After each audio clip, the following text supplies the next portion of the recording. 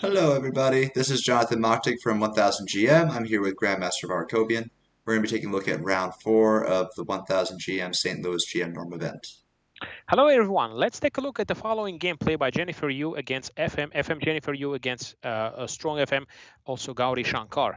So this is a very long game and back and forth, very interesting game here. So White started off with C4, so showing intentions of playing the English. So knight f6 played, knight c3, g6, g3, g2. So we transpose it to basically King's Indian fianchetto line. So instead of the English position, so we have this symmetrical line here. And now here White has choices here. You can play for d5, which is going to lead to some, interesting positions after the move knight a5, for example. d5, knight a5, knight d2. Then they play a6, they play rook b8, and then just go b5. But instead, White decided to take and go for the symmetrical line with the extra tempo. Sometimes this extra tempo makes a big difference, so it's not as easy to equalize. So knight h5, bishop e3. Bishop e3 hitting the pawn on c5, b6, and now knight e5. Knight is activated and now putting pressure on c6. Bishop takes e5, bishop c6, bishop h3. I like this move. It's a counter-attack move now, attacking the rook. And if you take on a8, White can simply capture on a8 and now trying to give a checkmate on g2. So, and if you go, let's say knight d8, that's going to fall into this nice little trick, e6. Knight is under attack, knight e7, king h8, and now you're getting mated here on the g5, on the g2.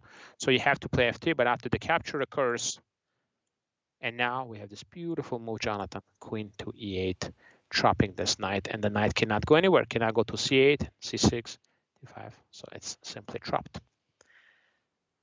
So that's why he did not take, she did not take, so he takes fd1, and now we get this endgame. It looks pretty equal. Bishop h6, knight b5. I like this move because White is taking advantage of the fact that Black has got a back rank problems because you cannot take on c6 because that's going to lead to the checkmate on d8. So he cannot do that. So he played a6, knight a7. Very concrete play. Rook b8, now bishop g2. Trying to exchange the bishops and then putting the knight on c6. Takes, king takes, bishop d6. Of course, there's a little bit of an element of risk as well because the knight getting trapped there, but it's okay. Knight c6. And of course, you may ask, wait a minute, what about the move rook c8 here? Now, this is a question for you, Jonathan. Why not rook c8 to trap the knight here? Why this doesn't quite work here? It looks like a chess.com tactic. It looks like you're going to do like a rook takes bishop and then a fork. Eliminate the guard, Jonathan. That's what it's called. Eliminate the guard. Takes, checka.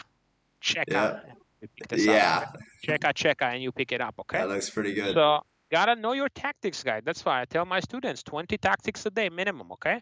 You want to stay sharp in tactics? Very easy. Lee Chess, chess.com. Use those 20 tactics a day. Tactical trainer.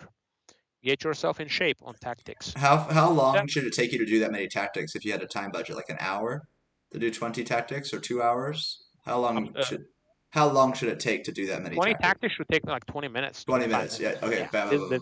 If it's boom, boom, it reloads by itself. Yeah. Now, bishop f4, trading the bishops. And now we get to this endgame. White is a little bit better here, but not so much.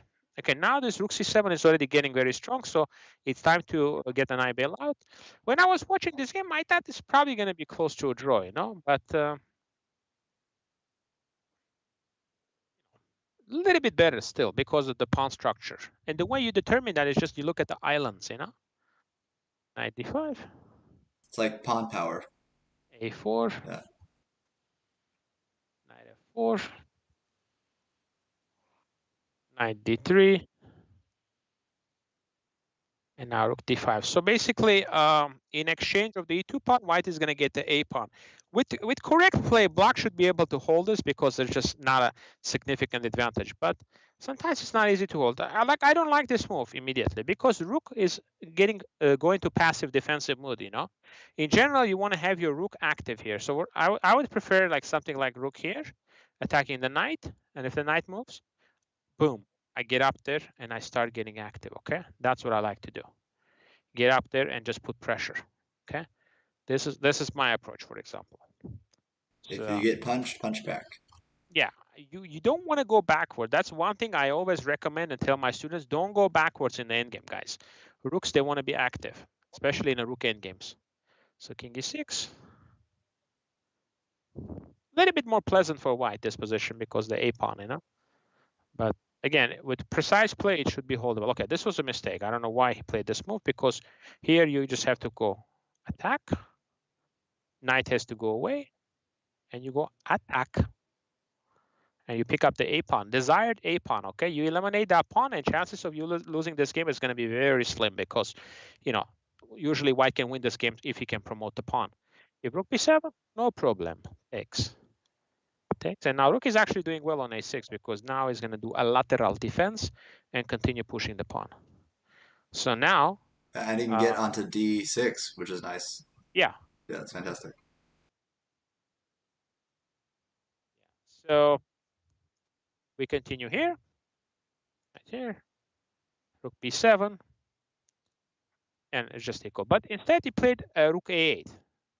That's a problem, because now you cannot take the pawn, knight b4 check. It's a taboo, You cannot take knight b4 check forking you. So pawn is going to get to a7. And he totally missed this, because pawn on a7 is going to be just a strong asset, So I don't know why not a7 here. I would have liked a7, knight c6, and rook b8 setup. But she went here. And exchange, and a rook endgame is hopeless too, because just the king is cut off. King cannot get to the b file here in time. And king f3.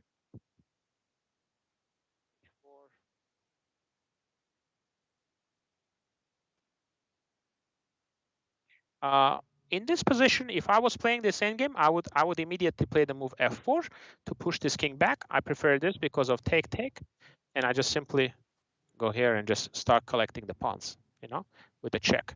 And if you go something like this, I can just play even. Yeah, I can just h5. It's fine. H5, and just pick up the pawn. So I would have just pushed the king back. Rook h7 is fine. It basically transposes it. King is coming to there. Everything is pretty much winning here. Just it's how you prefer. Check. Now king is on a back rank on a h file, so put the rook behind it. That means the rook cannot move, and simply go after the next pawn. Winning the second pawn. And now you got the second pass pawn rolling in. And now f6, f7. Gonna go very nice play, very strong play against somebody high rated, higher than Jennifer Yu, and she managed to convert this very nicely. And for Gauri Shankar, he just had to be a little bit more accurate, in the end game. And a big lesson we learned from this game, Jonathan: don't go backwards with the rook. Okay, he had the chance to keep the rook on a second rank. He went rook e7. And like close. That was the cause of a problem. Don't play passively. Don't go backwards. Okay. Yeah. Keep the pieces active, and try to be as active as possible. Rook on a second rank, go knight f6 and knight d4 to be able to put pressure. Yeah, okay? Love that. All right, very good. Hope you guys enjoyed this game, and we'll be back with more videos.